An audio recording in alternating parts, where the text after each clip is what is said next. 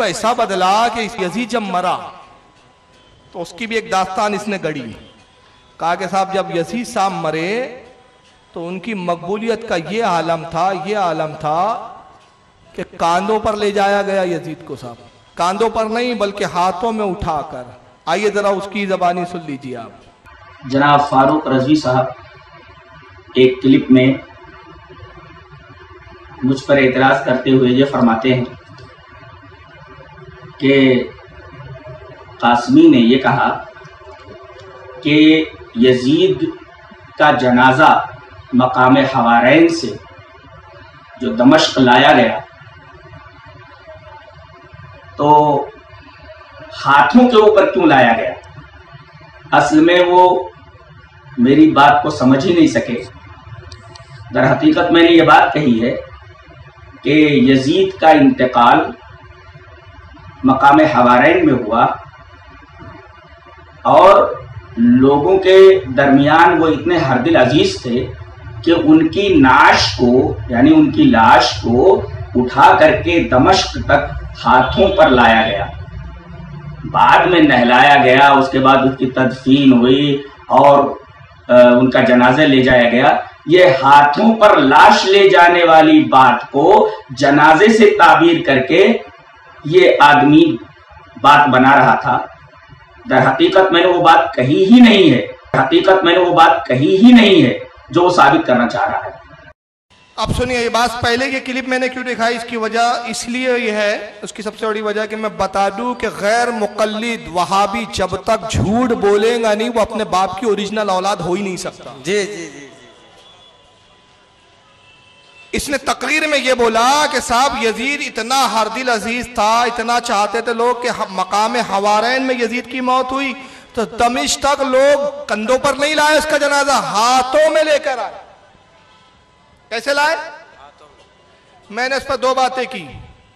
میں نے کہا بھائی جنازہ اٹھا کے کیوں نہیں لائے, ہاتھوں پہ کیوں لائے, اور دوسرا یہ روایت کس کتاب میں ہے. صرف کتاب کا حوالہ مانگا تو حوالہ ہوتا تو دیتا, تو اب کیا کیا, پھنس گیا.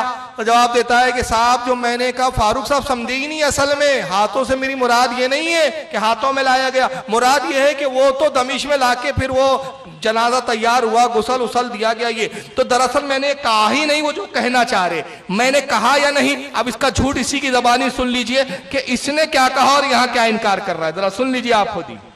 سن 22 ہجری کے اندر یزید کی پیدائش ہوتی ہے اور 28 رجب سن 60 کو یہ خلیفہ بنتے ہیں. 3 سال 9 مہینے کل مدت خلافت ہے. 42 سال کی عمر میں 14 ربیع الاول کو ایک مقام ہے مقام حوارین جو دمشق اور تذمر کے درمیان ہے, وہاں بعارضہ نقرس ایک بیماری ہوتی ہے. عارضہ معنی بیماری, تو بعارضہ نقرس کی بیماری میں مبتلا ہو کر کے وہیں انتقال کر جاتے ہیں. یہ نہیں بتایا وہ بیماری کیا ہوتی ہے, وہ بتا دیتا تو ابا یزید کی پول کھل جاتا, کیونکہ ابا جان یزید اچھی موت نہیں مرے, بہت ہی ذلیل ہو کر مرے. اور اس کی موت کو لے کے بڑی عجیب روایتیں الگ الگ ہے. ابن کثیر جس کی وہ البدایہ کا حوالہ دے رہا تھا, یہاں نہیں لیا البدایہ کو اس نے کیونکہ اس کے خلاف تھی. البدایہ بڑے بار بار یاد آ رہی تھی اس کو محمد ابن حنفیہ کی روایت کے لیے, یہاں البدایہ یاد نہیں آئی. کیوں؟ البدایہ میں ابن کثیر لکھتے ہیں اس کا ایک بندر تھا ابو خالد, اس نے اس کو کاٹ لیا تھا, اس کے کاٹنے سے اس کی موت. بندر سے مرا, بندر سے مرا بندر, یہ ابن کثیر لکھ رہے ہیں. پھر اور بھی روایتیں آتی ہے, ایک ہی آتی ہے روایت کہ جنگل گیا شکار کے لیے یزید, ہرن کا پیچھا کیا, ہرن تو غائب ہو گیا نگاہوں سے, یہ بھٹک گیا. اب پانی کرتا تھا, پانی کی تلاش میں پیاسا جنگل میں بھٹک کے پیاسا ہی یہ مر گیا. جہاں بھی مرا جیسے بھی مرا اچھی موت نہیں مرا. لیکن اب وہ بیماری کی تفصیل نہیں بتایا اس نے کہ بعارضہ نقرس وہ کون سی منوس بیماری تھی. لیکن بہرحال وہ مرے حوارین میں, دمشق بہت دور ہے وہاں سے, کئی میل دور ہے. اب لاش کیسے گئی ذرا سن لیجیے. بعارضہ نقرس ایک بیماری ہوتی ہے, عارضہ معنی بیماری, تو بعارضہ نقرس کی بیماری میں مبتلا ہو کر کے وہیں انتقال کر جاتے ہیں. اور جوش عقیدت اور محبت دیکھیے لوگوں کا کہ دمشق تک ان کی نعش کو ہاتھوں پر لوگ لائے، کسی چیز پر اٹھا کر نہیں، ہاتھوں کے اوپر لائے۔ جوش عقیدت اور محبت دیکھیے لوگوں کا کہ دمشق تک ان کی نعش کو ہاتھوں پر لوگ لائے، کسی چیز پر اٹھا کر نہیں، ہاتھوں کے اوپر لائے۔ بتائیے ایک غلط کار آدمی کے ساتھ اس طریقے کی عقیدت کا اظہار کیا جانا، کیا یہ ممکنات میں سے پاسبل ہے؟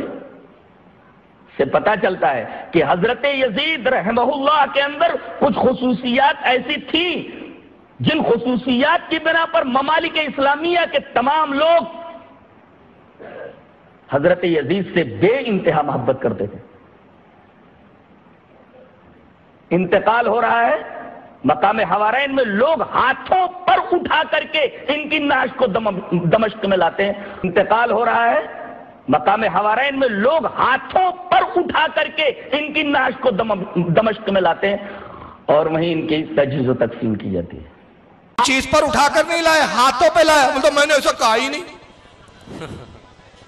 بتائیے کتنے جھوٹے ہوتے ہیں یار یہ لوگ، اور تعجب ہوتا ہے ان نوجوانوں پر جو ایسے جھوٹے اور مکاروں کے پیچھے چلتے ہیں یار۔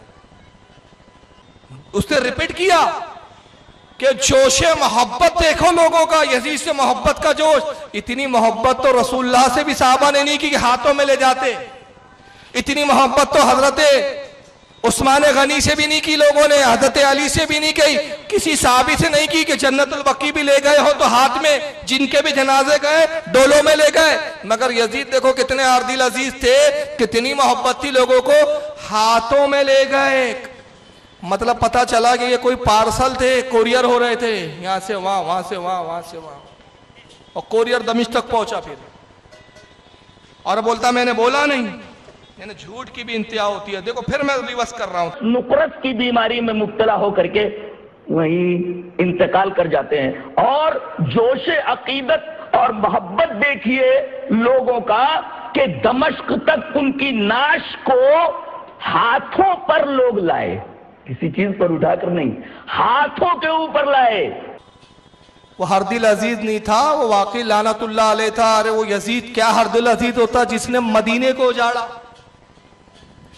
جس کے خبیث لشکر نے 3 دن تک پاک دامن عورتوں کی بے عزتیاں کی ہو، عظمت داریاں کی ہو، جس نے کعبے کے غلاف کو جلا دیا ہو، جس نے کعبے کی دیواروں کو شق کیا ہو، جس نے حجر اسود کو ٹکڑے کر دیا ہو، جس نے کعبۃ اللہ پہ آگ کے گولے برسائے ہو، جس نے کعبے میں حرم میں داخل ہو کے قتل و غارت کی ہو، جس نے مسجد نبوی میں گھوڑے بندوائے ہو، وہ ہر دل عزیز نہیں تھا، بلکہ حضرت عبداللہ بن حنظلہ کہتے ہیں رضی اللہ تعالیٰ عنہ، قسم وحدہ لا شریک کی، یزید اتنا بدکار ہوا، اتنا بدکار کہ اگر ہم صحابہ کی جماعت، ہم تابعی کی جماعت اس کے خلاف نہ کھڑے ہو جاتے، اس کے خلاف لڑتے نہیں، تو ہمیں تو یہ ڈر لگنے لگا تھا کہ اس کی بدکاریوں کو اگر ہم برداشت کرتے رہے تو کہیں اللہ آسمان سے پتھر ہم پر نہ برسائے۔ یہ ہر دل عزیز تھا۔